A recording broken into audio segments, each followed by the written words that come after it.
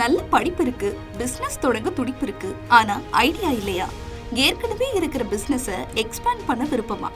சுற்றுச்சூழல் பாதுகாப்பில் பங்கேற்கணுமா? உங்க எல்லாருக்குமே ஒரு சூப்பர் சான்ஸ். ஆகஸ்ட் 8, 9, 10 நடைபெறும் கோவை சுதேசி மேளாவில் கலந்துக்கோங்க. இடம் Kovai Ratnam hall, Pollachi main road, Eachanari, Coimbatore. மாறப்போகும் தலையெழுத்து உங்களுக்கு மட்டுமில்ல, இந்தியாவுக்கும் தான். உடனே ரிஜிஸ்டர் பண்ணுங்க. மேலும் தகவலுக்கு 9778741111 என்ற எண்ணை அணுகவும். பிரதமர் மோடியின் ஃபேஸ்புக் வீடியோ நீக்கப்பட்ட விவகாரத்தில் மெட்டா நிறுவனம் அளித்த விளக்கத்தில் திருப்தி இல்லை என மத்திய அரசு தெரிவித்துள்ளது. நீட் தேர்வு வினாத்தாள் கசிவு விவகாரத்தில் கடுமையான நடவடிக்கை எடுக்கப்படும் என பிரதமர் மோடி பேசிய வீடியோ அவரது அதிகாரப்பூர்வ ஃபேஸ்புக் பக்கத்திலிருந்து நீக்கப்பட்டது. இது தொடர்பாக நேரில் ஆஜராகி விளக்கமளிக்குமாறு மெட்டா நிறுவனத்திற்கு சம்மன் அனுப்பப்பட்டது.